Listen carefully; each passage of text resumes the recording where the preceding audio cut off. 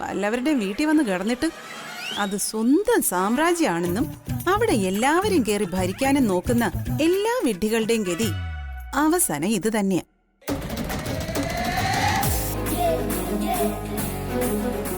ഒന്ന് നിർത്തോ?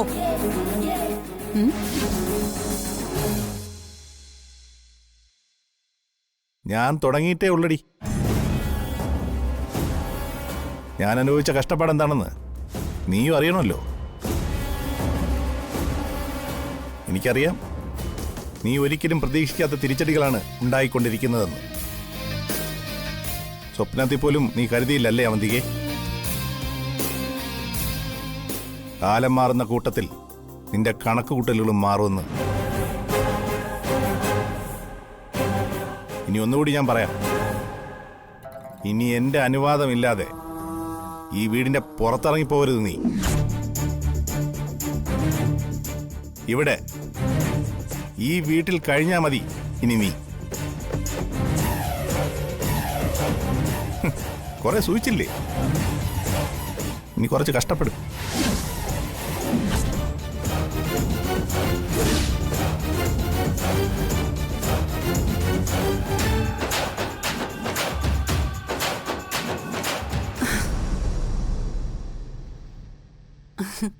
അനഘേ, സത്യം പറഞ്ഞ നിന്റെ കാര്യം ഓർക്കുമ്പോഴേ ആകെ ഒരു വിഷമം തോന്നുന്നു.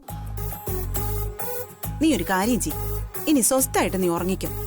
ഓ, നിങ്ങളുടെ പാട്ടും വാചകാടിയും കേട്ട് തന്നെ മനുഷ്യന്റെ ഉറക്കം പോയി.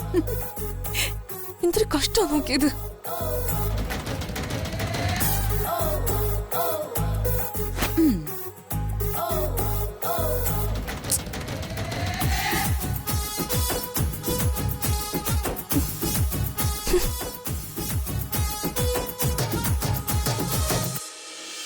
ആ ഓക്കെ, ശരി ശരി.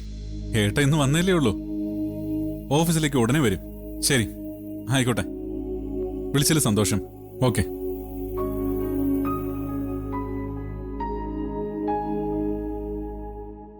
ഏട്ടൻ വന്നേ അറിഞ്ഞിട്ട് ഓഫീസിൽ നിന്ന് എല്ലാരും വിളിച്ചു ചോദിക്കുക ഏട്ടൻ എന്നാ അങ്ങോട്ട് ചെല്ലുന്നേന്ന്. ഇത്രയും നാളും ബോസിനെ കാണാതിരുന്നല്ലേ, ആ സന്തോഷത്തിൽ വിളിക്കുന്നതായിരിക്കും. ബെസ്റ്റ്. ഇതൊന്നുമല്ല കാര്യം. പിന്നെ ഏട്ടൻ പോകുമ്പോ ഉണ്ടായിരുന്ന സ്റ്റാഫുകളിൽ വളരെ കുറച്ച് ആളുകളെ ഇപ്പോ ഉള്ളൂ. ബാക്കിയൊക്കെ പുതിയ ആൾക്കാരാ. ഏട്ടനെ അറിയാവുന്നവരൊക്കെ പേടിച്ചിട്ടാ വിളിച്ചു ചോദിക്കുന്നേ. പേടിയോ? എന്തിന്? അതെ, നമ്മുടെ നന്ദേട്ടനെ തനിക്ക് ശരിക്കും അറിയാത്തോണ്ടാ കറക്റ്റ് ജോലി ചെയ്യാത്ത ഓഫീസിലെ എല്ലാരെയും പൊളിച്ചെടുക്കുന്ന ആളായിരുന്നു. അത് അവനവന്റെ ജോലി ചെയ്യാത്തോണ്ടല്ലേ. ജോലി ചെയ്തില്ലെങ്കിലേ കുഴപ്പമുള്ളൂ. ജോലി ചെയ്യുന്നവരെ ഏട്ടന് ഭയങ്കര ഇഷ്ടാ.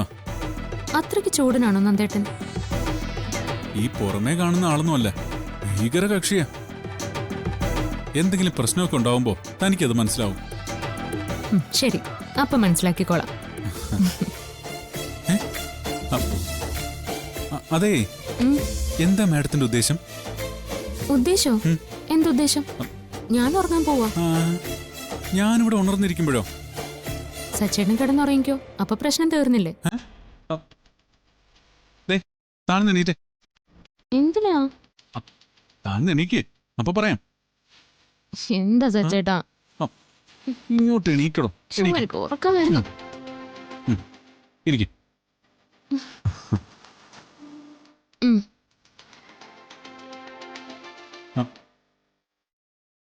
ഇതെന്താ തന്റെ മുഖം ഇങ്ങനെ ഇരിക്കുന്നേ? പിന്നെ ഉറങ്ങാൻ കിടന്ന് എന്നെ പിടിച്ചെഴുന്നേപ്പിച്ചിട്ട്? കുറെ വർഷങ്ങൾക്ക് ശേഷം എല്ലാവരും ഈ വീട്ടിൽ മനസ്സമാധാനത്തോടെ കിടന്നുറങ്ങുന്ന ദിവസാ. അതിന് കാരണക്കാരിയായി താൻ ഉറങ്ങാൻ പോവാണോ? പിന്നെ നമുക്കിങ്ങനെ വെളുക്കും വരെ ഇരുന്ന് കാര്യങ്ങൾ പറയാം. വെളുക്കുന്നവരെ ഇരുന്ന് കാര്യങ്ങൾ പറയാനോ? എന്ത് കാര്യം പറയാനോ? നമുക്ക് കുറച്ച് റൊമാൻറ്റിക് ഒക്കെ ആവാം. നല്ല ഇരുട്ടുള്ള രാത്രി, എങ്ങും നിശബ്ദത.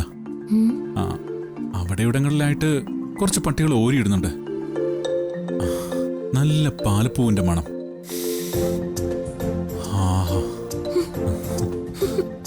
സച്ചേട്ട് റൊമാൻറ്റിക് ആയതാണോ ഇപ്പൊ കണ്ടത്? എന്താ തനിക്ക് അങ്ങനെ തോന്നിയില്ലേ? എനിക്ക് തോന്നിയതേ ഏതോ ഹൊറർ സിനിമയുടെ കഥ പറയുന്ന പോലെ. എന്ത്? അത് ശരി. അപ്പോ അങ്ങനെയാണോ? ആ എങ്കിലേ കുറച്ച് മാറ്റി പിടിക്കാം. ഇന്ന് ഈ വീടൊരു സ്വർഗം. കുറെ മാലാകമാര് സന്തോഷിച്ച് താമസിക്കുന്ന സ്വർഗം. അതിലെല്ലാവരുടെയും കാവൽ മാലാകയായി താനും. ആ മാലാകയെ വഹിച്ചുകൊണ്ട് പോകുന്ന കുതിരയുടെ കൊളമ്പടി ശബ്ദം എനിക്ക് കേൾക്കാം. സച്ചേട്ടാ, എന്താ? നേരത്തെ സച്ചേട്ടൻ എന്നോട് ചോദിച്ച ചോദ്യം ഞാൻ തിരിച്ചു ചോദിക്കട്ടെ? ആ. എന്താണ് ഉദ്ദേശം? ആ ഉദ്ദേശം താൻ ഇപ്പോഴൊന്നും ഉറങ്ങരുത്. തന്നെ ഒന്ന് റൊമാൻറ്റിക് ആക്കിയെടുത്ത് ഉറക്കം കളയണം. അത്രേ ഉള്ളൂ ഉദ്ദേശം. ആ ഉദ്ദേശം പാളിയ സ്ഥിതിക്ക് നമുക്ക് കിടക്കാം.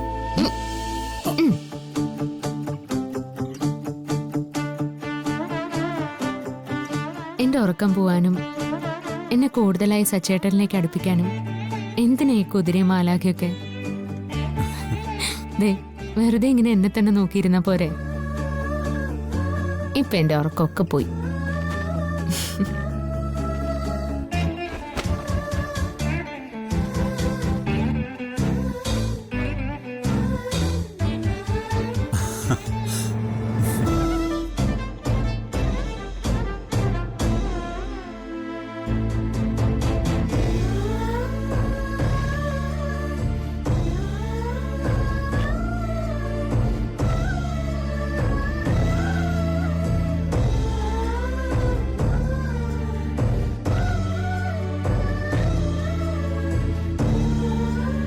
എനിക്കറിയാം സച്ചേട്ടന്റെ മനസ്സ് മുഴുവൻ ഇന്ന് സന്തോഷം മാത്രമേ ഉള്ളൂ എന്ന്. അതിന്റെ കാരണക്കാരിയായതിന്റെ സന്തോഷ എന്റെ മനസ്സ് നിറയെ. താനിന്ന് ചെയ്ത കാര്യങ്ങളെക്കുറിച്ച് പറഞ്ഞ് ഞാൻ ഇനിയും തന്നെ ബോറടിപ്പിക്കുന്നില്ല. പക്ഷേ ഇന്നൊരു ദിവസമെങ്കിലും എനിക്ക് കുറേ തവണ പറയണം. വേണ്ട സച്ചേട്ടാ, ഞാൻ എന്റെ കുടുംബത്തിന് വേണ്ടി ചെയ്യുന്ന ഒന്നിന്റെ പേരിലും കൂടുതൽ നന്ദി പ്രകടനം ഒന്നും എനിക്കിഷ്ടമല്ല. പ്രത്യേകിച്ച് ഞാനും സച്ചേട്ടനും തമ്മിൽ.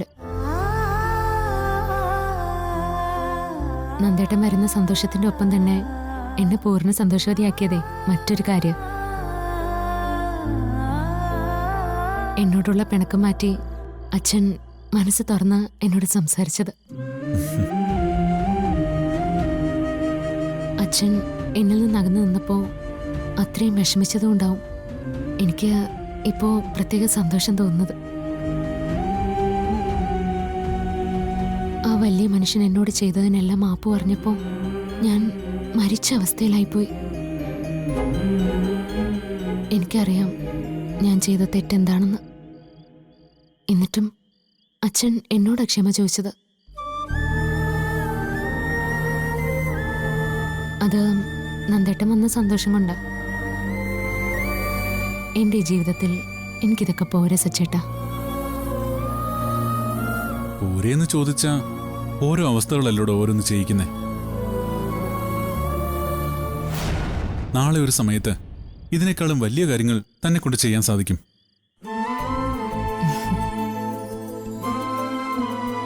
എല്ലാവരുടെയും സന്തോഷത്തിന് കാരണമാവുക എന്ന് പറയുന്നത് നിസ്സാര കാര്യമല്ല. ഇനി ഇതുപോലുള്ള സന്തോഷങ്ങള് നമുക്ക് എല്ലാവർക്കും കൊടുക്കണം. അതെപ്പോഴാണെന്നറിയോ തനിക്ക്? സന്ദീപനും ആദരിക്കും എനിക്കും തനിക്കൊരു കുഞ്ഞു ജനിക്കുന്ന ദിവസം. അന്നും ഇതുപോലെ എല്ലാവരും സന്തോഷിക്കും. ഇതുപോലെ അപ്രതീക്ഷിത സംഭവങ്ങളല്ലാത്തോണ്ട് അത് ഒരാഘോഷമാക്കണം നമുക്ക്. ഞാനും താനും അച്ഛനും അമ്മയാവുന്ന ദിവസം. ദേ പറയുമ്പോ തന്നെ രോമാഞ്ചം ഉണ്ടാവുന്നു. ആ അല്ല, ഇതിനൊക്കെ ആയിട്ട് തനിക്ക് എന്താ വേണ്ടത്? താൻ പറ. എനിക്കൊന്നും വേണ്ട സച്ചേട്ടാ. ഈ മുന്നിൽ നിൽക്കുന്ന ആളല്ലേ എനിക്ക് കിട്ടാവുന്ന ഏറ്റവും വലിയ സമ്മാനം.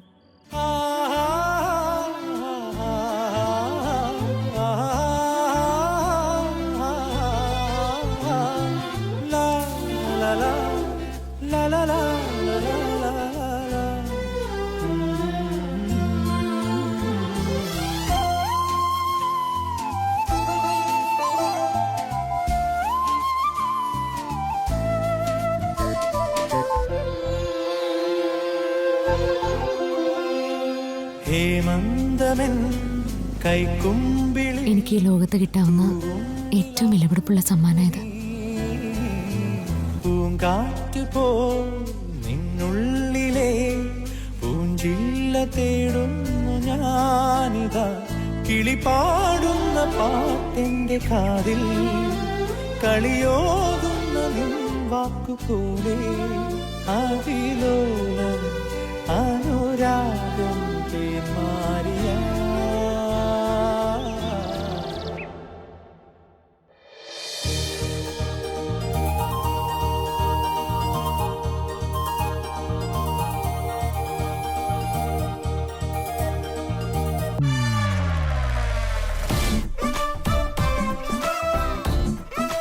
അതേ,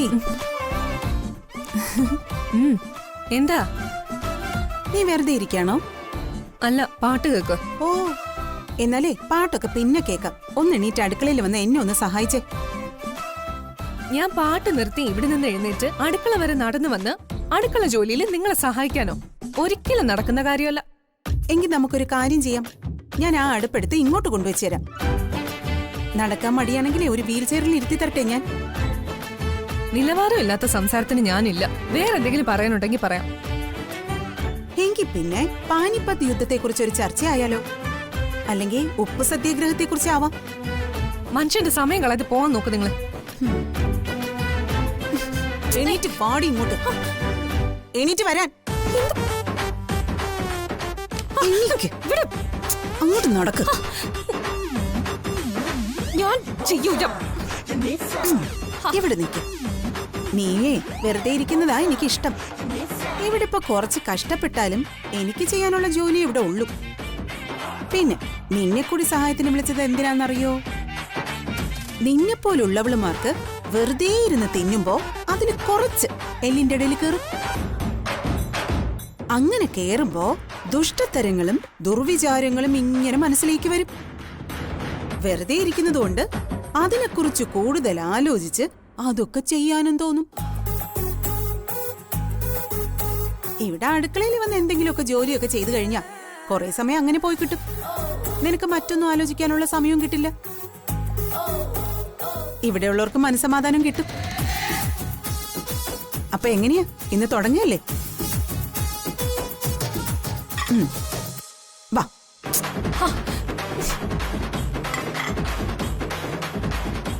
ഇതാണ് തേങ്ങ. ഇത് ഇങ്ങനെ ചിരകണം. വാ, നോക്കൂ, നോക്കി പഠിക്കേ. നോക്ക്. ഇപ്പൊ മീര ചേച്ചി ചെയ്ത പോലെ ഒന്ന് ചെയ്ത് കാണിച്ചേ. ദാ ദാ. ആ ചെയ്യ്.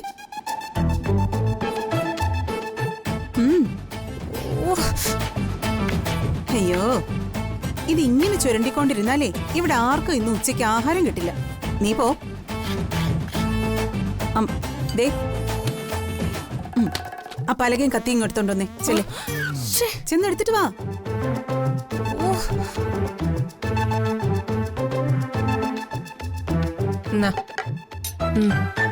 ദേ, ഇതെല്ലാം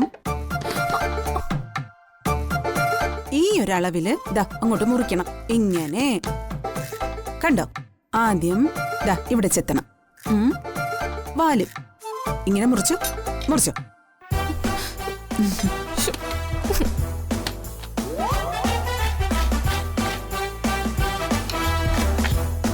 എല്ലാം പഠിച്ച് വലിയ പാചകക്കാരി ആവുമ്പോഴേ ഈ മീരേച്ചി മറക്കല്ലേ കേട്ടോ. അരിയാനൊക്കെ അറിയാന്ന് മനസ്സിലായി.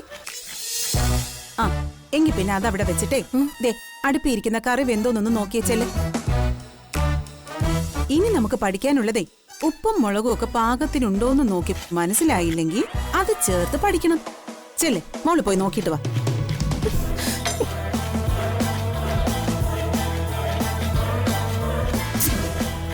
എടി, ആ തുണിയെടുത്ത് പിടിക്കേ.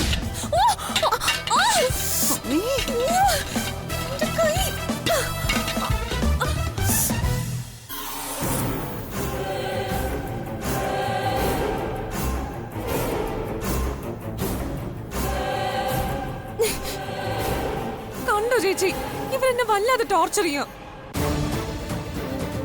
ഇവരെ കാരണം എനിക്ക് ഒരു മനസ്സമാധാനം ഇല്ല ഇവിടെ. അതിന് ഞാനെന്ത് ചെയ്തു? ചൂട് പാത്രത്തിൽ തുണി വെച്ചല്ലാതെ ആരെങ്കിലും കയറി പിടിക്കോ?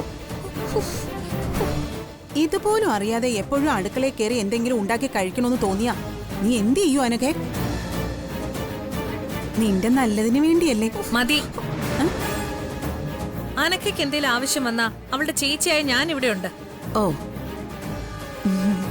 മുൻപൊരു തവണ ഞാൻ മീരയോട് പറഞ്ഞതാ ഇവളെ വെറുതെ ശല്യം ചെയ്യരുതെന്ന്. അനക്കയെ കൊണ്ട് അടുക്കള ജോലി ചെയ്യിപ്പിക്കണമെന്ന് മീരയ്ക്ക് എന്താ എത്ര വാശി? വാശിയൊന്നും അല്ല അവന്തികെ. അനഘ ഓരോന്ന് മുന്നും പിന്നും ആലോചിക്കാതെ ഓരോന്ന് ചെയ്യുമ്പോ ഞാൻ ഓരോന്നൊക്കെ പറയും. അതെന്റെ അർച്ചനയും മാതിരിയും പോലെ കണ്ടിട്ടാ. അത് വേണ്ടെന്നാ ഞാൻ പറയുന്നത്. അനിയത്തിയായി നീ കണ്ട് വളർത്തിയന്റെ ഗുണമൊന്നും നീ പറയണ്ട. ആ ഗുണം കൊണ്ടാണല്ലോ നീ ഇപ്പൊ ഇവിടെ വന്ന് നിൽക്കുന്നത്. ഗർഭശുശ്രൂഷയ്ക്ക് വന്നവൾ ആ ജോലി മാത്രം ചെയ്താൽ മതി. അല്ലാതെ ഇവിടെ ആരെയും കയറി ഭരിക്കാനൊന്നും നിൽക്കണ്ട. അതോ ഇനി മൂത്തനാത്തും പറഞ്ഞോ അവളെപ്പോലെ ഇവിടെ കയറി അവകാശം സ്ഥാപിക്കാൻ?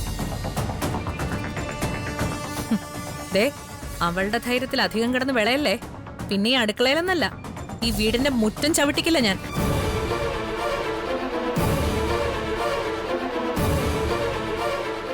എനിക്കറിയാം നിനക്കിതിനൊക്കെ എന്നോട് മറുപടി പറയാൻ തോന്നുന്നുണ്ടെന്നും അത് പറയാത്തതിന്റെ കാരണം എന്താണെന്നും. നമ്മള് തമ്മിൽ ചെറിയൊരു ഇടപാടുണ്ട്. എനിക്കതൊരു ചെറിയ ഇടപാടും നിനക്കതൊരു വലിയ ഇടപാടുവാ. ഒരു 9 ലക്ഷത്തിന്റെ.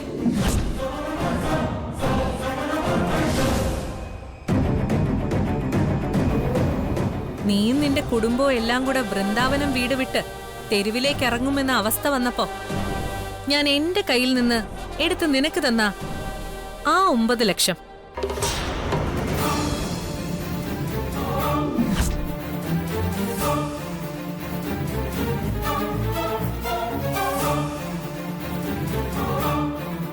മറന്നിട്ടില്ലല്ലോ ഒന്നും. ഇപ്പൊ ആ 9 ലക്ഷം പലിശയും ചേർത്ത് 9,54,000. കുറച്ചു മാസങ്ങൾ കൂടി കഴിയുമ്പോ അത് 10 ലക്ഷം. എന്റെ മുതലും പലിശയും എന്റെ മുമ്പിൽ കൊണ്ടുവയ്ക്കാദ്യം. എന്നിട്ട് മതി നെല്ലിശ്ശേരി വീട്ടിൽ നീയായിട്ട് പുതിയൊരു ഭരണഘടന ഉണ്ടാക്കുന്നതും അത് നടപ്പിലാക്കാൻ ശ്രമിക്കുന്നതും.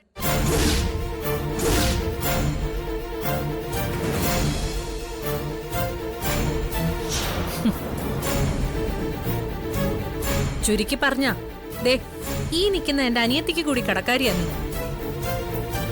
അതെപ്പോഴും മനസ്സിൽ വെച്ച് വേണം ഇവളോട് പെരുമാറാൻ. മനസ്സിലായോ മീരയ്ക്ക്? അതൊക്കെ എങ്ങനെ മനസ്സിലാവും? ചേച്ചി ഇവരുടെ ലക്ഷ്യത്തിന്റെ കണക്കൊക്കെ പറഞ്ഞാലേ ഇവരിപ്പോ തല കറങ്ങി വീഴും. ആദ്യം 9 ലക്ഷത്തിന് എത്ര പൂജ ഉണ്ടെന്ന് ചോദിക്കും. അതുപോലെ അറിയാൻ വഴിയില്ലെന്നാ എനിക്ക് തോന്നുന്നത്. ആ കടം കിട്ടാക്കടമായിട്ട് എഴുതി തള്ളുന്നത് തന്നെയാ നല്ലത്. 10 ലക്ഷം രൂപയ്ക്ക് ഇവര് തിരിച്ചടക്കണമെങ്കിലേ വല്ല ലോട്ടറി അടിക്കേണ്ടി വരും. അതിന് ലോട്ടറി ടിക്കറ്റ് വാങ്ങാൻ പോലും കാശില്ലാത്തവർക്ക് എങ്ങനെ ലോട്ടറി അടിക്കും? അല്ലെങ്കിൽ പിന്നെ ജപ്തി ചെയ്യണം. ആ ചോരുന്ന ഓടിട്ട വീട് കിട്ടിയിട്ട് നമുക്ക് എന്ത് ചെയ്യാന്?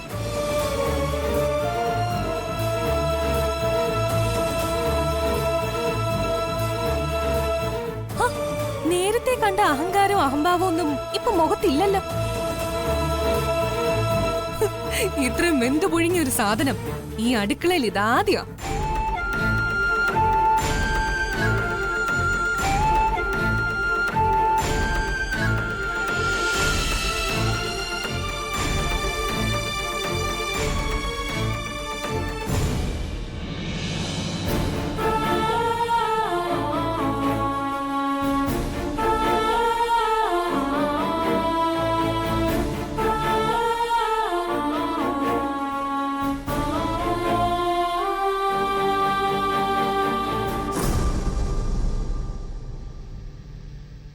നിക്കെവിടെ?